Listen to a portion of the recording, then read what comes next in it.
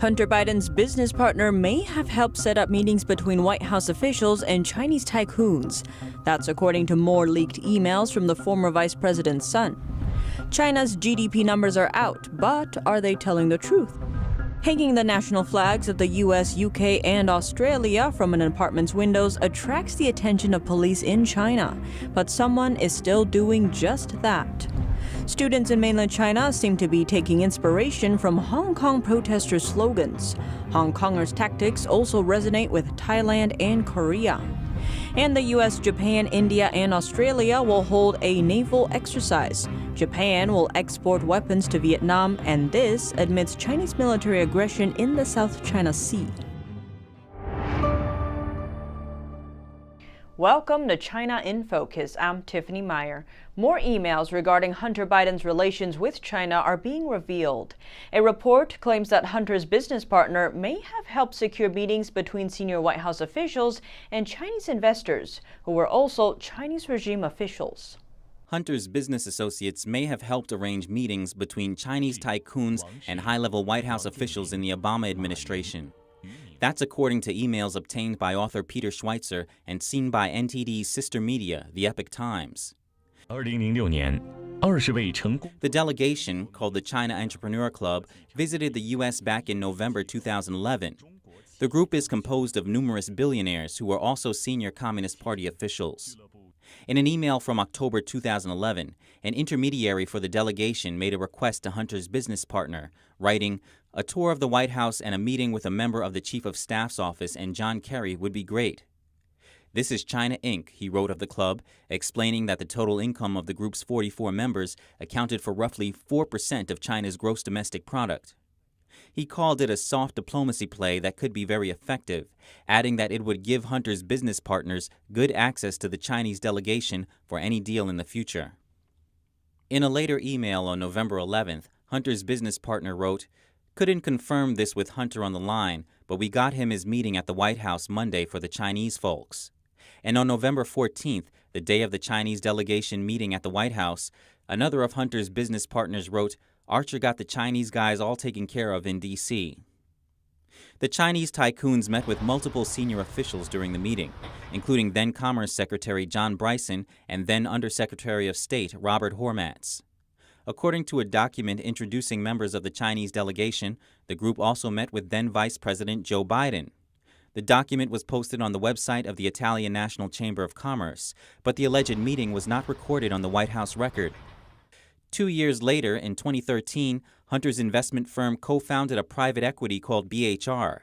It later became an early investor and stock owner in one of China's fastest-growing startups, Didi Chuxing, the Chinese version of Uber. The leader of the delegation, Liu Chuanzhi, is also the father of the president of Didi Chuxing. Liu served multiple terms as a representative of the Chinese Communist Party's National People's Congress.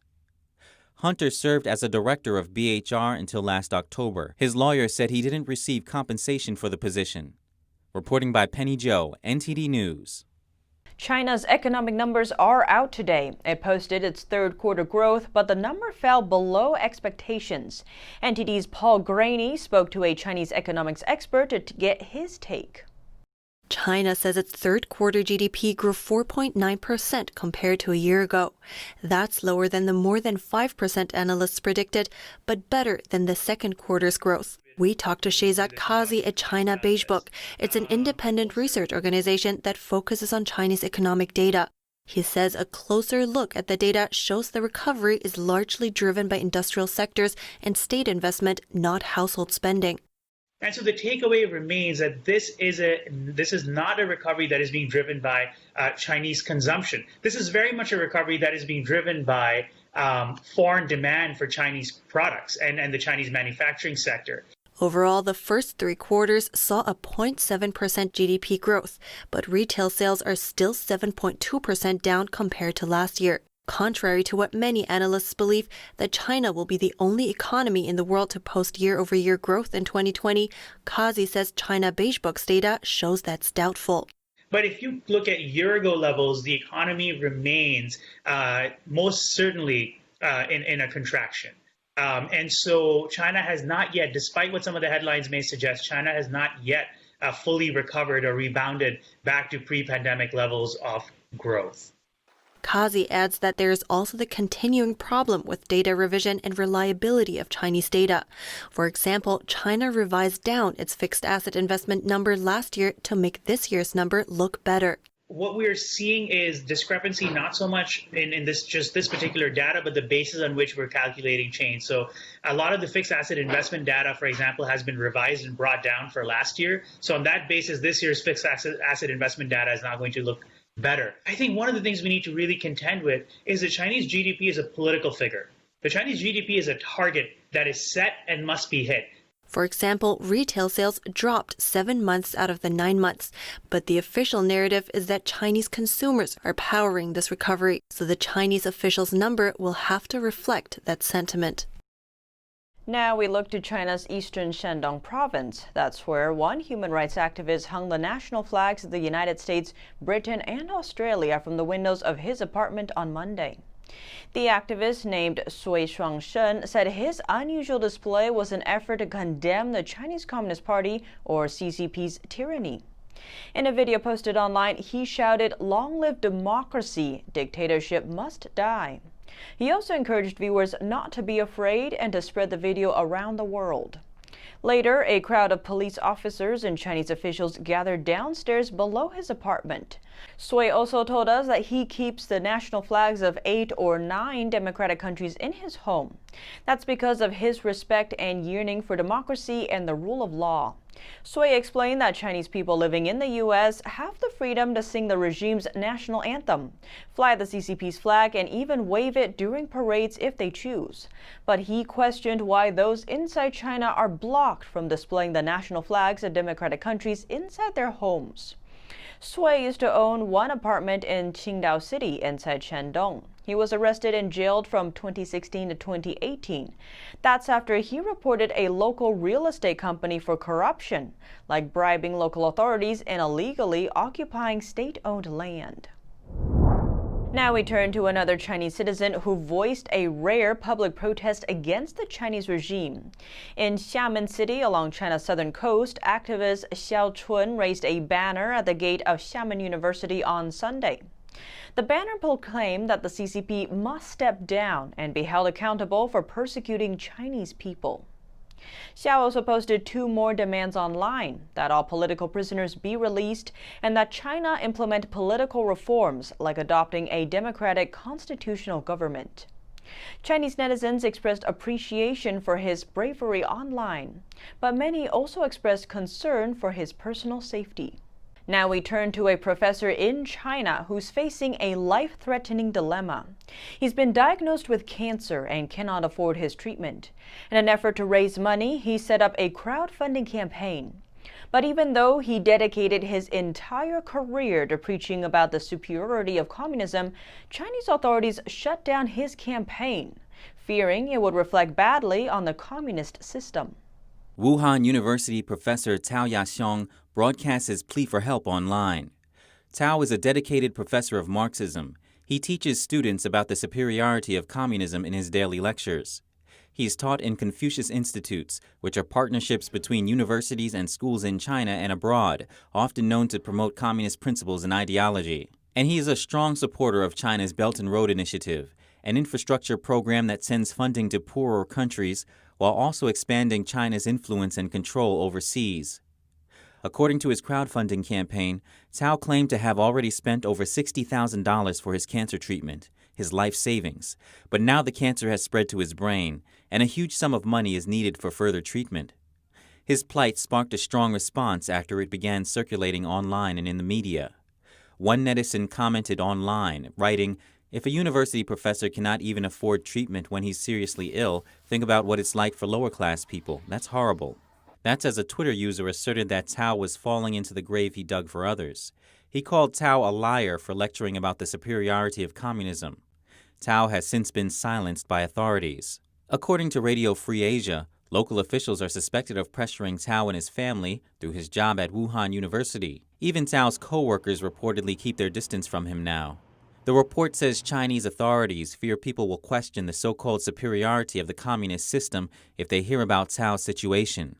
In a twist, another university professor named Mr. Zhou says Tao doesn't even believe in the Marxist theory he teaches. Zhou explains Tao is made to live in the institutional environment and so is forced to defend it, but only does so to make a living. Zhou called Tao's situation tragic. He said in the communist system, the more aware a person is, the more painful the situation is to endure. NTD News. China is on its way to becoming the world's first cashless society, and its digital currency and electronic payment system could be the first global digital currency. The Chinese Communist Party already controls every aspect of the country's financial system. So how could a digital currency give it any more control? Our business reporter Paul Graney asked Daniel Wagner that question. He's the CEO of Country Risk Solutions. And of course, in your new book, The Chinese Vortex, you've spoken a lot about the Belt and Road Initiative. Will there be some overlap here? Yes, indeed. So part of the reason this is being created is, in fact, to target BRI Belt and Road Initiative countries for use with the DCEP. This is, if you will, another way of enhancing Chinese soft power. And they're not being shy about saying that the BRI countries are the first target, if you will, for the use of this currency internationally. Have we seen anybody sign on yet? There's been expressions of interest, and I don't think it's going to be too long before we see governments in great numbers sign on. I think it needs to be launched first before they're likely to get on the gravy train in a significant way. Incredible.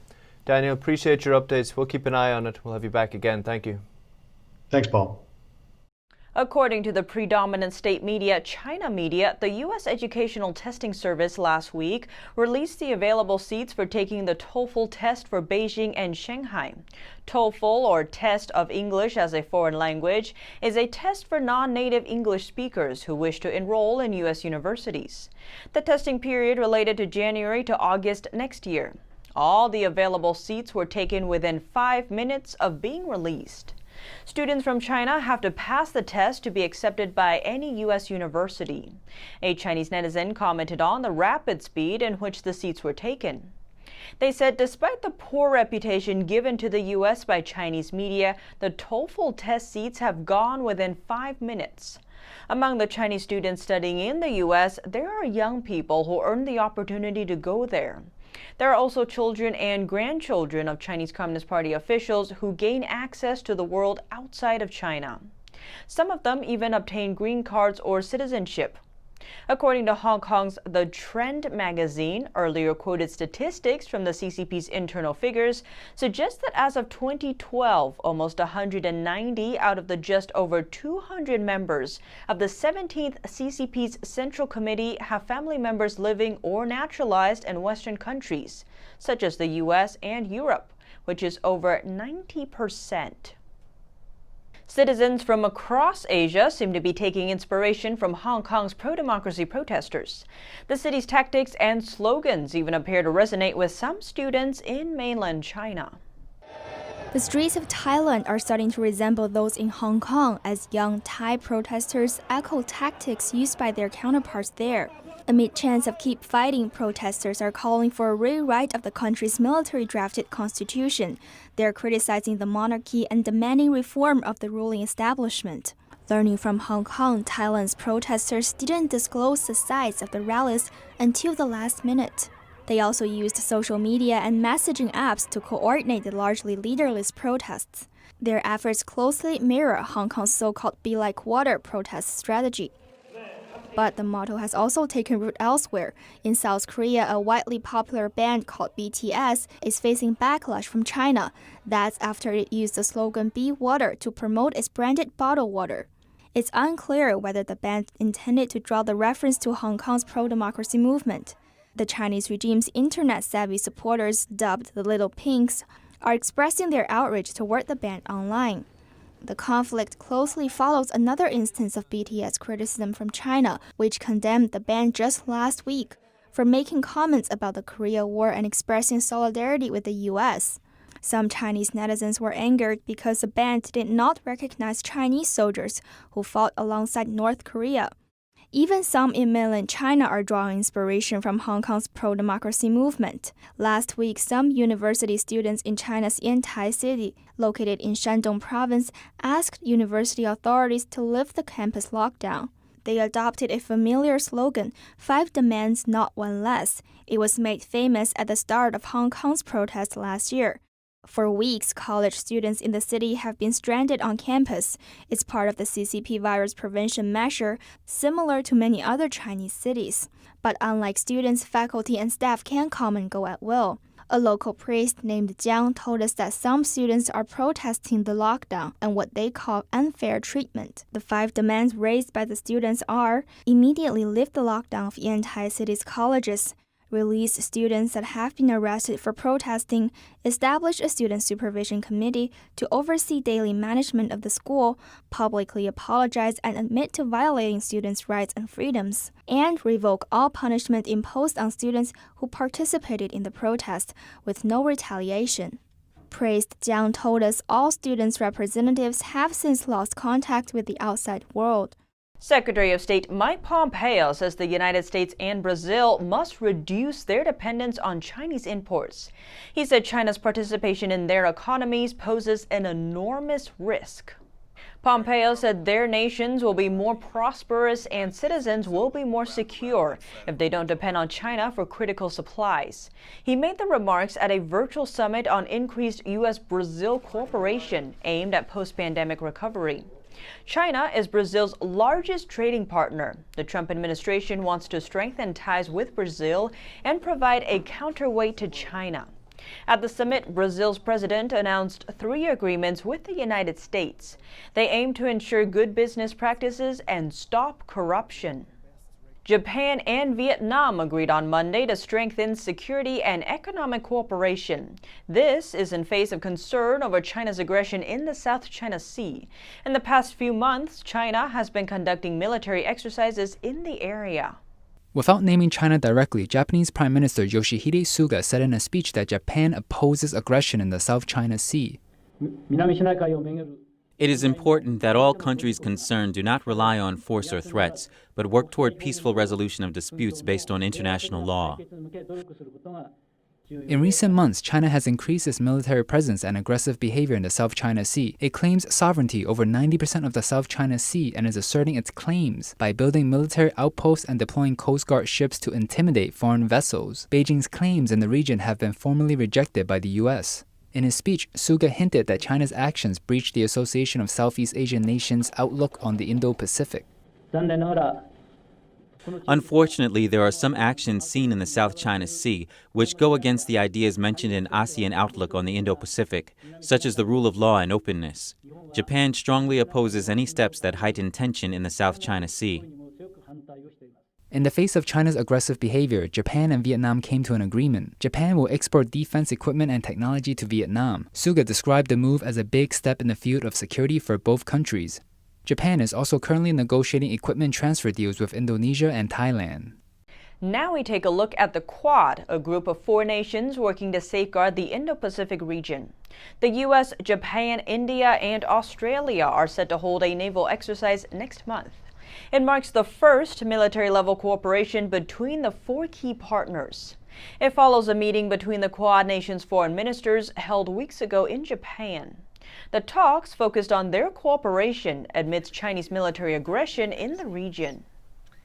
And that's all for today's China in Focus. Thanks for watching and see you tomorrow.